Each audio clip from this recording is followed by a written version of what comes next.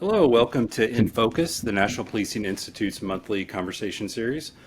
I'm Colby Dolly. I'm a director at MPI, and today I am joined by the St. Louis County Police Department. I have Captain Jeremy Romo and Acting Deputy Director of the Bureau of Communications, Brian Battles. We're going to be talking about a specific use of AI in policing today and all the advantages of using that and some of the things that it can achieve. I will tell you, this in focus is very special to me because, like the captain and Brian, I too served for the St. Louis County Police Department for 21 years. And a little fun fact, Captain Romo and I have known each other for, I guess it's about 25 years at this point. I hate to say it, aging myself and him. But yeah, we've worked together, so this is a very special edition of this for me. So today we're going to talk about a AI assistant that has helped the Bureau of Communications and the department as a whole in the community with calls. But before we get into that, Captain, could you tell us a little bit about the agency, sort of how many officers you have and the services offered for the whole county and the region? Yeah, so the St. Louis County Police Department, we have 945 sworn authorized positions. We're actually, as with a lot of police departments around the country, we're behind that authorized staffing. So we're actually at 808 actual commissioned positions. And our professional staff were authorized at 410 positions, and we're at 351. We serve St. Louis County serves a population of about a million residents, and it's kind of unique in that there are several municipal agencies within St. Louis County that we work hand in hand with, on a daily basis. But we are the largest agency within St. Louis County. Great. Yeah, so you provide a lot of infrastructure, including the communications center for basically the entire county. So, Brian, tell me a little bit about that communications center. Maybe how long you've been there, as far as the makeup of call takers, dispatchers, all the staff there, and everything you do day in and day out. Yeah, thank you for having us. We both definitely appreciate being here, and it's good to be with you again for sure. So I've been here going on 16 years with the department. I started as a call taker, dispatcher, and was promoted through the rank to my current position. In the Bureau of Communications, we're authorized 92 right now, and we have 85 of those positions filled. We hope to have the remaining seven or so positions filled in the June Dispatch Academy class. We serve across all of our contracts, whether it's a full service contract or just a dispatch contract. The Bureau of Communications serves about 50 cities within St. Louis County among 41 contracts. That includes, or I'm sorry, that does not include school districts, but that does include by state and other services we provide, like Metro Air Support, the regional bomb and arson, things like that. So we answer probably, well, I shouldn't say probably. Last year in 2024, it was about 600,000 calls a year, and that's down quite a bit. We've been going down for the last 3 years. At one point, we topped out around 850,000, and we've seen a reduction in the incoming workload, but that's essentially where we're at, and soon to go back up with additional contracts. Yeah, thank you. Yeah, it's interesting. The 911 centers, communication centers, they're sort of a victim of their own success in a way, in the fact that they're so reliable over the past, 70 years. People have just come to call the police communication centers 911 or non-emergency for really anything, because somebody's always there and you always answer the phone. So, Brian, tell me a little bit about this system that you've implemented for St. Louis County. Yeah, it's a automated virtual assistant, and it's on our non-emergency line. So when someone calls in for a non-emergency to the police department or any of the contracts that we dispatch for, they're asked to state the reason for their call, and that could be anything from they need to be transferred to the jail, they've got a question about a police report, anything from an ordinance, or they want to report a delayed crime, a delayed report.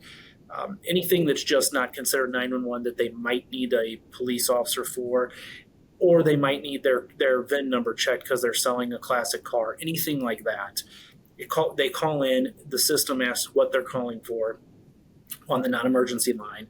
They state the reason for their call, and then the system routes them to where the right person that they need to speak to get the result or the answer that they're looking for. Yeah. So is it safe to say that the AI part of this is sort of that underlying taking someone's speech, turning it to Yep. text, and then sort of understanding what it is that the person wants, the context of it? Yeah, that's exactly correct. It understands language, dialect, all of that emphasis, all of it, and then it turns that into what is the need. When you first thought about this project, what was the problem you're trying to solve? Could you describe sort of what was happening? This has to do probably with your staffing and just this huge volume of calls coming in.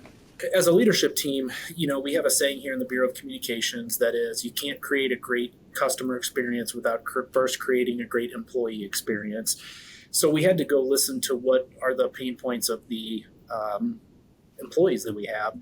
That can be measured through turnover rate or an employee satisfaction survey. We did all of the above. And we kind of looked at where the issues were. And for years, the department just tried to hire out of that problem, which is not a bad approach. But we kind of realized that that wasn't solving the issue. So what's next, right? Like what solutions are out there to solve that problem? And when we really broke it down at the time, we were answering the same amount of non-emergency calls as emergency 911 calls. It was about 50-50 at the time. And we were, the leadership team in here had all been call takers, so we knew where the pain points were. We were like the captain we had previously spoke about. We're just a middleman in a lot of these non-emergency calls. We don't have access to the jail on how many, who's arrested or what the bond is. We can't give you probation and parole information. We can't give you a police report. That's all housed in different areas, and we were just forwarding those calls. Well, the same asset that answers that call is the one that answers the 911 call. So when Captain Romo came in, and he could probably speak to this, but I know one of his goals was to reduce the call answer time and then bring our KPIs up with the national standard. We started looking at what are the solutions to do that, and this came up. So this was something that ultimately we wanted to help the citizens get where they needed to go faster from a customer service standpoint, but also, reduce some of that fatigue and burnout of those monotonous calls that we don't have the answer for anyways, and the 911 phones are ringing, but the non-emergency calls are using those assets. And Yeah. So how many calls are answered by the AI platform? And these are non-emergency calls, but how many? yeah, it's not emergency only. We answer about 2,500 calls a day that come into the center. That doesn't mean that they all turn into a call for service or, we do something and send it to the police. It reduced, it's a 20% reduction on the non-emergency phone line. Okay. So you have a 20% reduction. So how does that help then, let's say your true emergencies? So somebody who's in danger, whatever the case may be. I'm assuming that has implications for that then. Yeah, well, our answer time on 911, those calls come in, and that's the first priority for answer. Those calls will be delivered to a call taker first, and it's based on availability of the call taker. So as long as those call takers are not tied up on other calls, they get it. Well, when you reduce the non-emergency by 20%, those calls take longer in general anyway than a 911 call. So now you're freeing up the resource to answer those. And what we saw was a 10-second reduction in answer time. So for 2023 and 2024, we were really good. We averaged about 7.5-second answer time on 911.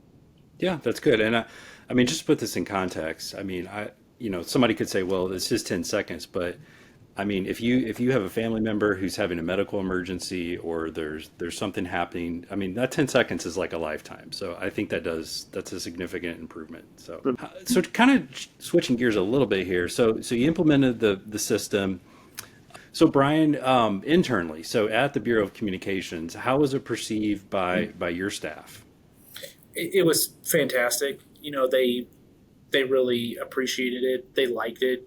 A lot of the calls, or a significant number of the non-emergency calls came in, were about the jail or probation and parole or the record room.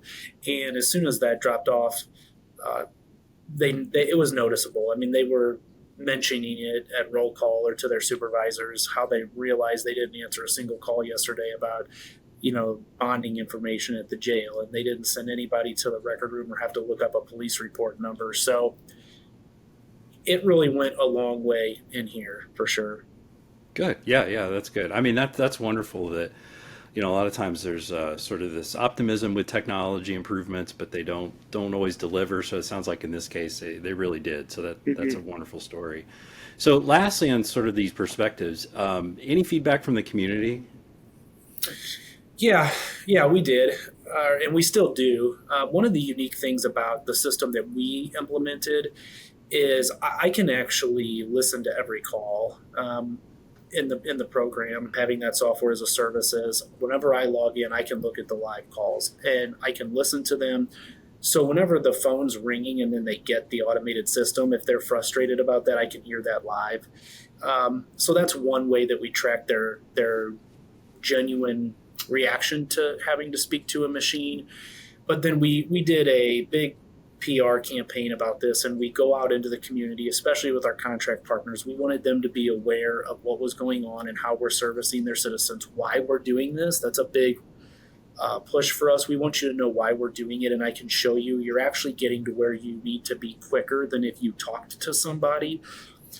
And then we just listened to the feedback, and I understand the feedback. A lot of what they were saying was they place a lot of value in just being able to tell another human being what their issue is.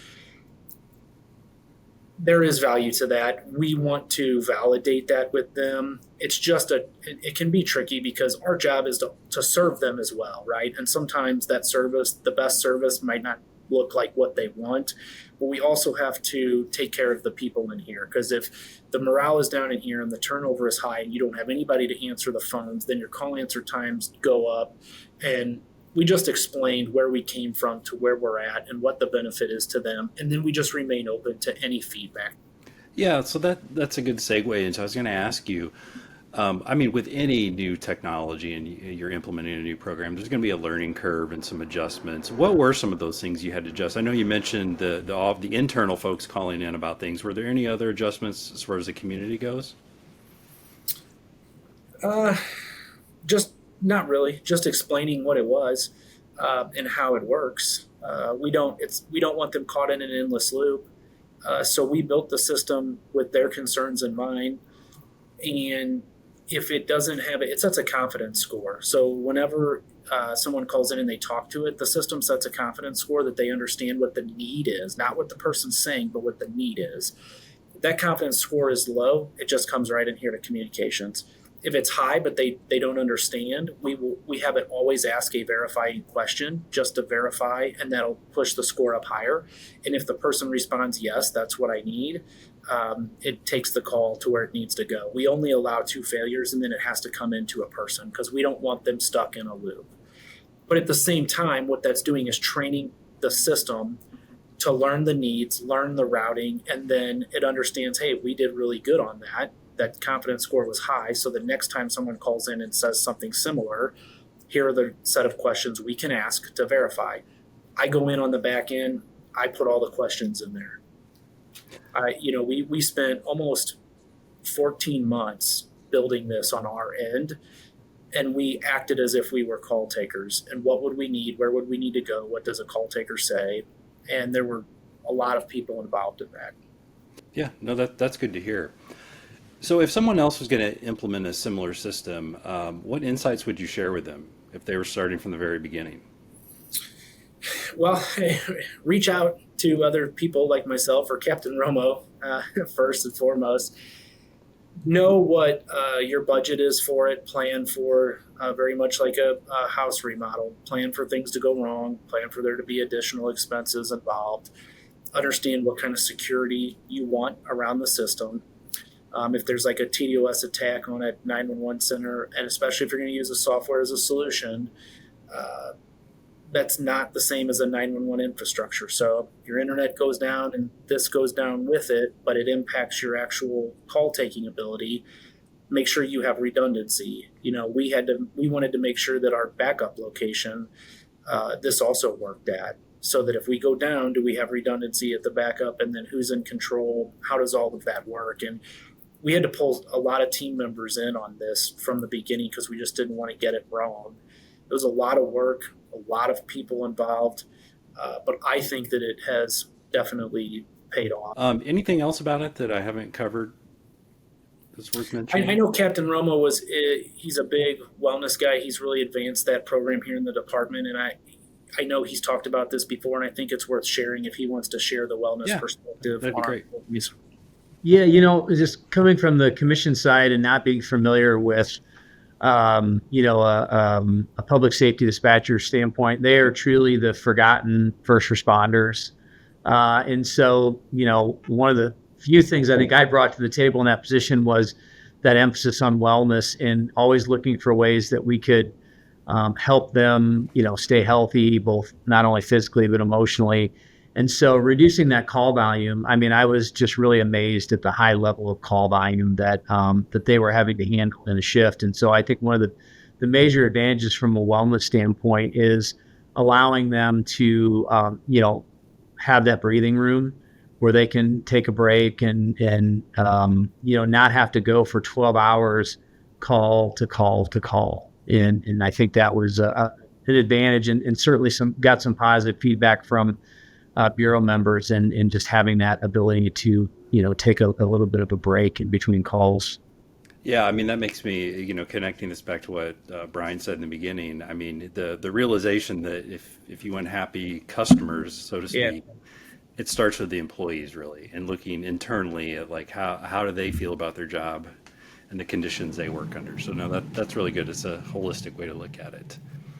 I just want to thank both of you for joining today and having this conversation. I have to say, as a resident of St. Louis County myself, I sincerely appreciate all the thought and hard work that you put into this to provide public safety in this way. I think that for most people, including myself, a lot of this stuff sort of just operates in the background. I don't really make use of the 911 system or call center, thankfully, but it's definitely good to know that there's all these investments going on and all the hard work that's put into this just to keep everyone safe. So thank you, and we'll see you for next month's In Focus edition. Thank you.